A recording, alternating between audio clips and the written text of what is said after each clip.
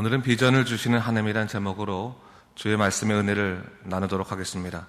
오늘 본문부터 주로 가나안 정복을 통해 얻은 땅에 관한 분배를 다루고 있는데, 특이하게도 성서 기자는 얻은 땅보다 얻을 땅에 관한 증거를 우선적으로 하고 있는 것을 볼 수 있습니다. 성취한 것보다 아직까지 성취하지 못한 것을 말하고 있다라고 볼 수도 있는 것입니다. 본문 1절을 제가 다시 한번 읽어보겠습니다. 보세요, 여러분. 여호수아가 나이가 많아 늙음에 여호와께서 그에게 이르시되 너는 나이가 많아 늙었고 얻을 땅이 매우 많이 남아있도다 했습니다. 여호와께서 여호수아에게 말씀하셨습니다. 너는 나이가 많이 늙었고 얻을 땅이 많이 남아있도다. 그러면서 하나님께서 그들이 앞으로 얻을 땅에 관한 그런 말씀을 하시는 것을 볼 수 있습니다. 6절에서는 그리고 6절부터는 이미 얻은 땅을 분배할 것을 명령하고 있는 것을 볼 수 있죠. 이는 어떻게 보면 여호수아가 아직 이루지 못한 그 일에 대해서 평가하는 것처럼 보일지 모르지만 사실 그것은 아니죠. 책망하거나 그의 삶을 평가하는 것이 아닙니다. 사실 이스라엘이 얻은 땅은 그들이 무작정 가나안 땅에 들어가서 싸워서 얻은 그런 땅이 아니었습니다. 이 땅은 하나님께서 아브라함에게 이미 약속하신 땅이었고 모세에게 분명히 비전으로 주신 그런 땅이었습니다. 비록 모세가 가나안 정복의 대가업을 완성하지 못했지만 하나님께서는 여호수아를 통해서 이 일을 계속 담당하게 하셨고 이스라엘 백성들은 하나님의 언약의 땅을 하나하나 얻을 수 있었습니다. 사실 모세는 그의 연약함으로 인해서 요단강을 건너지 못했죠. 하지만 요단 동편을 점령하여 세 지파에게 나눠줄 수 있었고 이후 여호수아가 이 일을 감당하면서 또 31개 성읍을 중심으로 한 요단 서편의 땅을 점령한 후에 9지파와 므낫세 반지파에게 땅을 분배할 수 있었던 것입니다. 모세가 완성하지 못했고 비록 여호수아도 온전히 완성하지 못했지만 하나님의 약속은 실현되어 가고 있다라는 것을 볼 수가 있습니다. 여러분, 이것이 의미하는 바가 뭘까요? 하나님의 언약은 사람이 완성시키는 것이 아니라 하나님께서 직접 완성시켜 가시는 영적인 사역임을 분명히 우리에게 가르쳐주고 있는 것입니다. 우리는 보통 어떤 위대한 리더가 사라지면 모든 것이 다 끝나는 것처럼 생각할 때가 많이 있습니다.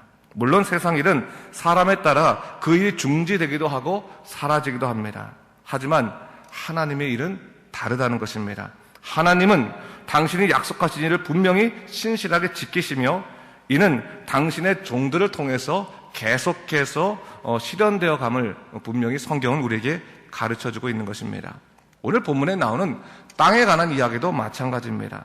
이스라엘 백성에게는 얻은 땅과 얻을 땅이 분명히 철저히 다를지 모르겠지만 하나님 입장에서는 모든 땅이 이미 이스라엘에게 약속하신 주신 땅이라는 사실을 절대로 잊지 말아야 됩니다.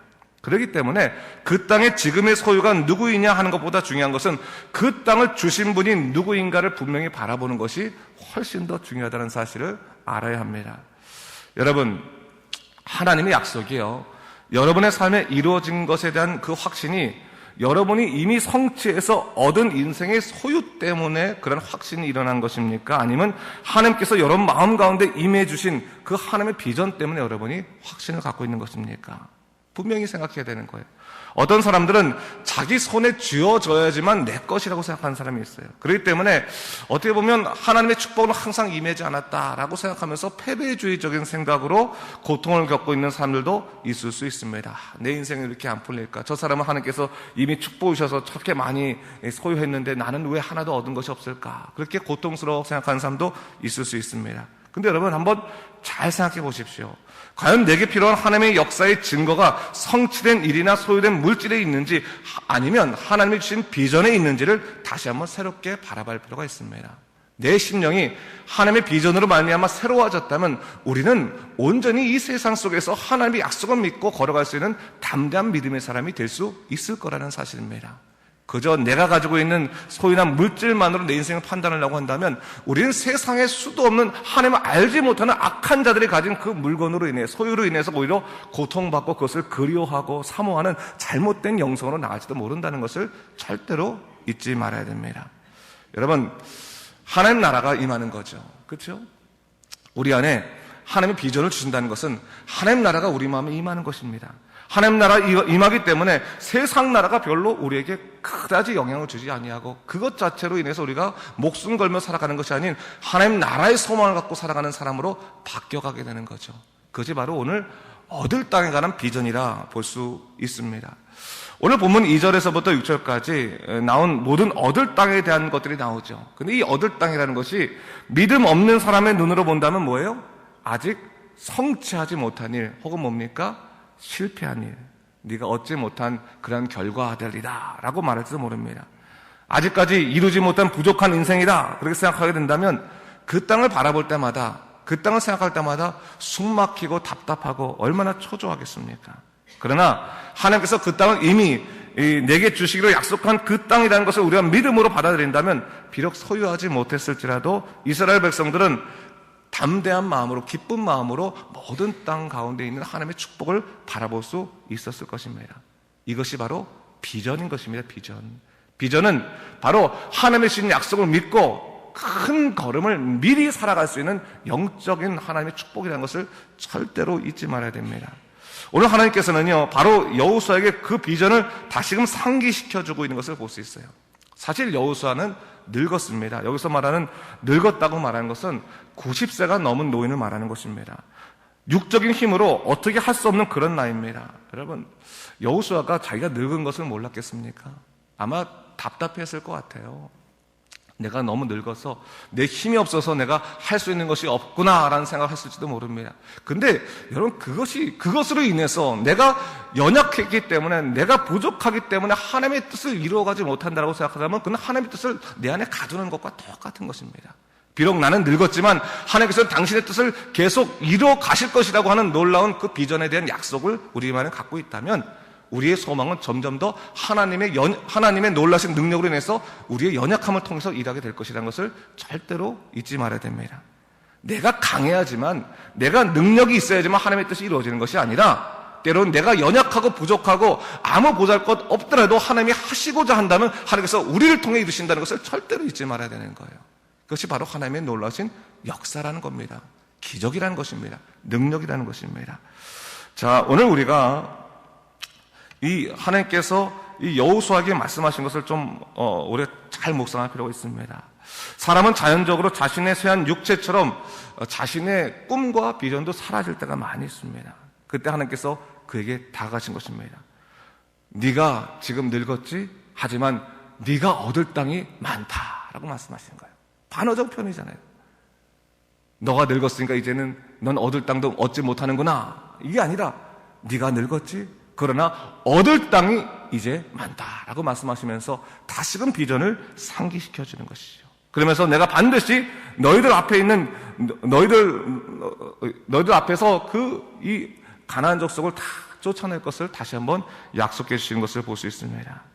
하나님이 이루실 일을 분명히 하시면서 여호수아에게 너는 이제 그 꿈을 바라보면서 이미 얻은 땅을 잘 분배할 것을 당부하고 계신 것을 볼 수 있습니다.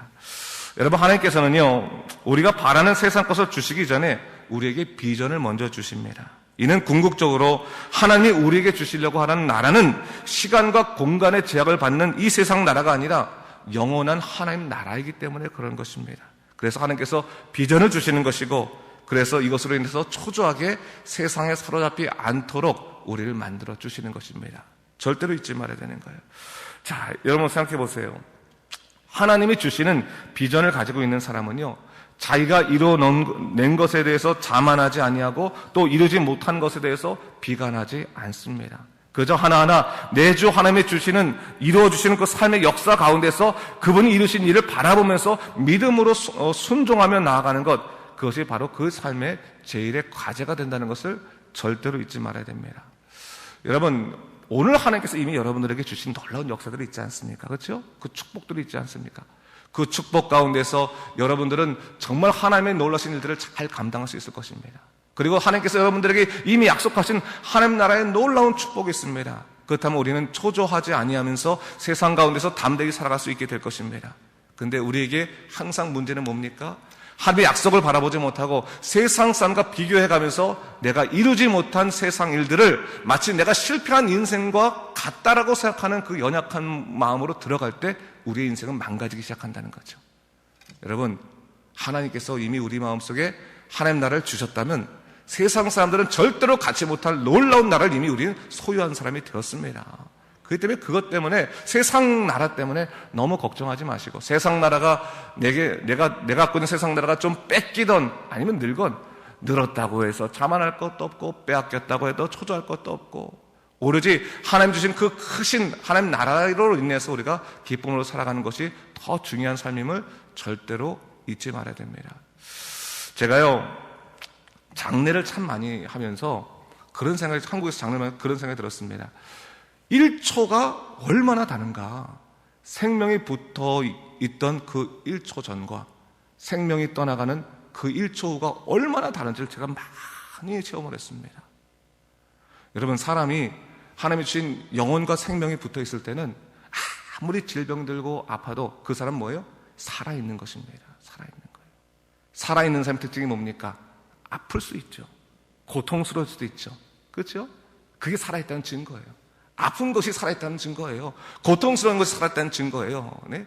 그리고 그것 때문에 다시 한번 희망을 바라보고 소망을 바라볼 수 있는 그것이 바로 살아있다는 증거입니다. 근데 죽음은요, 아픔도 없어요. 고통도 없어요. 그러나 뭐도 없습니까? 소망도 없는 겁니다. 우리가 살아있을 때 반드시 얻어야 될 것은 다른 것이 아니에요. 우리가 죽은 이후에 하나님 나라의 놀라운 약속의 세계로 들어가는 것이 얼마나 중요한지를 다시 한번 깨닫게 된다면, 우리가 죽은 이후에 절대로 가져가지 못할 이 세상 나라 때문에 너무 근심하며 고통할 필요가 없다는 겁니다. 그것 때문에 너무 시간 낭비하면서 초조해할 필요 없다는 것입니다. 오히려 하나님 나라의 약속으로 인해서 걸어갈 수 있는 그 생명의 능력이 우리 안에 있을 때 우린 굳건히 믿음으로 살아갈 수 있게 된다는 것입니다. 바로 그 생명의 능력을 바라보는 것이 뭡니까? 비전입니다. 비전. 오늘 여기 얻을 땅에 관해서 다 얘기했어요. 근데 이게 이스라엘 가나안 족속들에 대한 가나안 땅이 결국 하나님이 약속하신 언약의 땅이고, 그것은 오늘날 신약의 눈으로 본다면 하나님 나라를 의미하지 않겠습니까? 여러분, 여러분에게 주신 하나님의 가장 커다란 땅은 뭡니까? 나라는 뭡니까? 하나님 나라입니까? 아니면 세상 나라입니까? 분명히 그것을 우리가 분명히 할 때 하나님 나라로 인해서 기뻐할 수 있는 믿음의 삶을 살아가야 될 것이고, 그렇게 되었을 때 이 세상 나라 때문에 넘어지지 아니하는 믿음의 담대함을 소유할 수 있게 될 것입니다. 여러분, 이 믿음으로 살아가는 여러분 되시길 주님의 이름으로 다시 한번 축원합니다. 기도하겠습니다.